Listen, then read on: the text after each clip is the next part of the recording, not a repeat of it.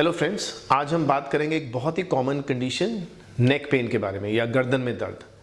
जो neck pain है, this is the price we humans pay because of our erect posture.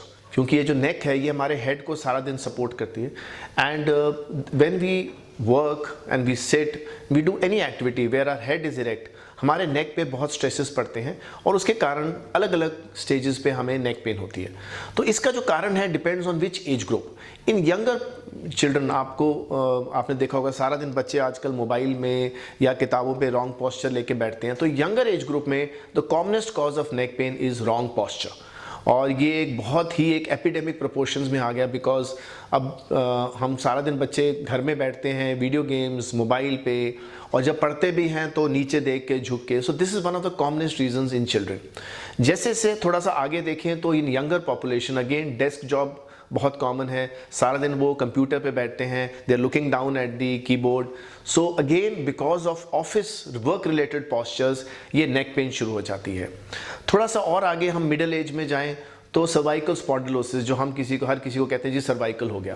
Please remember, cervical is not a disease. Cervical एक नेक के लिए एक another scientific name है।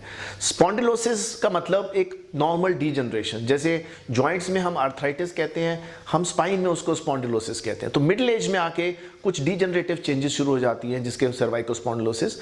End of course elderly लोगों में जब 50-60 प्लस, तो जैसे कि हमारे बाकी जॉइंट्स घिसते हैं तो नेक के भी छोटे छोटे जॉइंट्स होते हैं जिसमें डीजनरेशन आ जाती है and these are the commonest causes of neck pain. Of course अगर कोई इंजरी हो गई हो, ट्रॉमा, जैसे कि एक बड़ी कॉमन विप्लैश इंजरी कहते हैं कि आप गाड़ी में बैठे हैं और पीछे से किसी ने एकदम से जोर से खड़ी गाड़ी को मारा तो आपको झटका लग गया।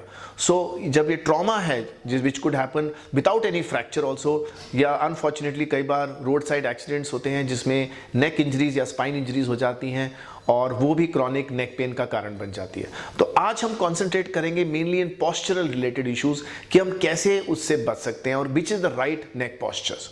सो जैसे मैंने बताया कि जब हम नीचे झुक के काम करते हैं, मैंने इसे झुक के मीन जब हमारी गर्दन नीचे आती है, सो जब हम जैसे मोबाइल को देख रहे हैं या कोई किताब पढ़ रहे हैं, हमारे जो नेक के मसल्स हैं वो स्ट्रेच हो जाते हैं और वो नर्व कंप्रेस होनी शुरू हो जाती है। अक्सर आपने देखा होगा कि लेडीज़ कहती हैं जी मेरा यहाँ पे एक डॉक्टर साहब एक हम्प आ गया, एक छोटा सा एक स्वेलिंग आ गई। एक्चुअली वो स्वेलिंग नहीं होती, it is because of wrong posture.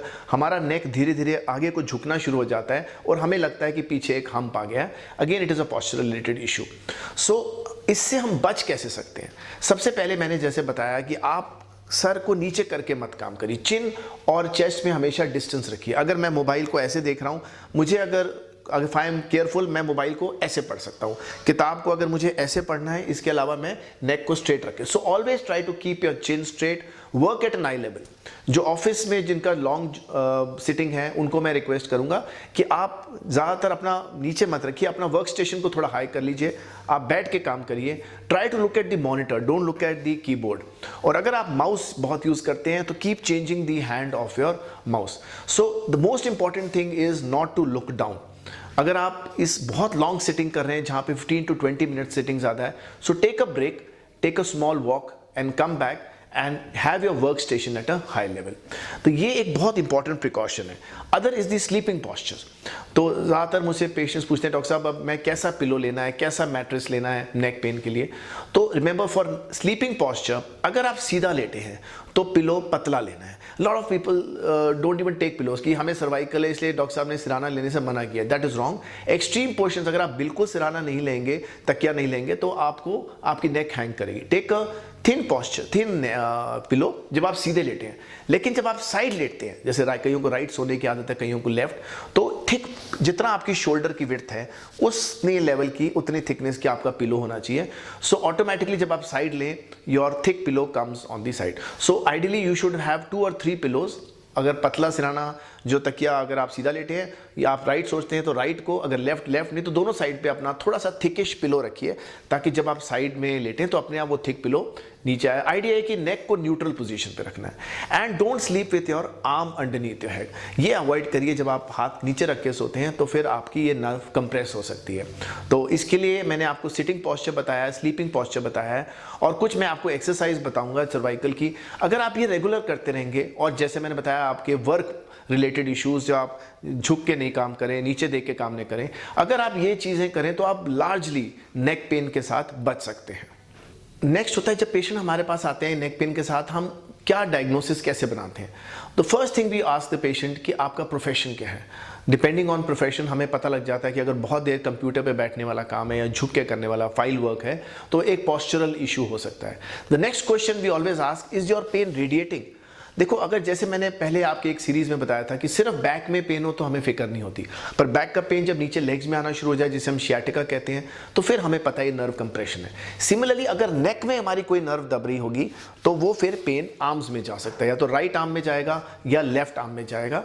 और फर्स्ट स्टेज में नेक पेन होगी, सेकेंड स्टेज पे पेन आर्म्स में आना शुरू हो जाएगा, फिर कुछ देर के बाद हाथों में कीड़ियां चलती हैं या हाथों में नमनेस आनी शुरू हो जाती है, और फोर्थ स्टेज है जब अगर बहुत ज़्यादा नर्व पे कंप्रेशन हो तो हाथों की ग्रिप वीक हो जाती है। So depending on how much compression is there, the symptoms are there. अगर हम सबसे पहले एक एक्सरे करते हैं, अगर वो मिडिल एज होगा तो सर्वाइकल की कुछ चेंजेस, स्पॉन्डिलोसिस की चेंजेस है, पर जैसे मैंने बताया वो कोई बीमारी नहीं है, हर किसी को कुछ ना कुछ चेंजेस आएंगी।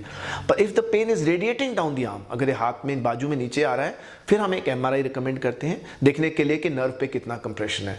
90-95% of the people with neck pain and pain going down the arm also can be managed with physiotherapy, good posture, exercises. इसके आगे हमें कुछ नहीं करना पड़ता।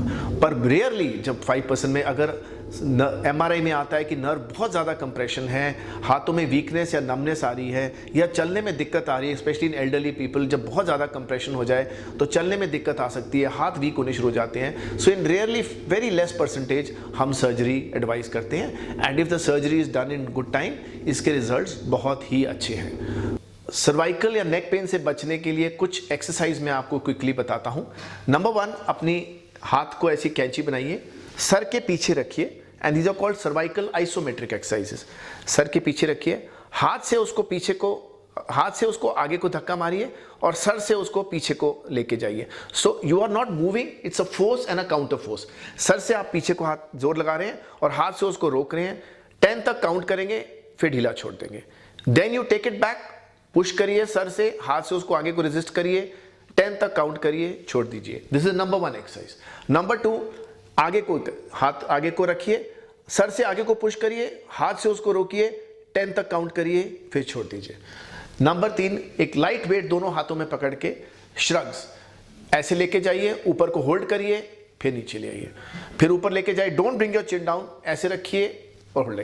नंबर 3, रोटेशंस, आप साइड में हाथ रखिए, साइड से इसको रोटेट करिए और हाथ से उसको रोकिए। Similarly on the other side, इस साइड से रोटेट करिए, हाथ से इसको रोकिए। नंबर 5, ये चिन को आप नीचे को पुश करिए और हाथ से उसको रोकिए। सो ये आइसोमेट्रिक एक्सरसाइज है, where you are not actually moving but you are applying a force and counter force. अगर आप ये एक्सरसाइज रेगुलर 10 मिनट सवेरे शाम करें तो काफी हद तक आप नेक पेन से बच सकते हैं।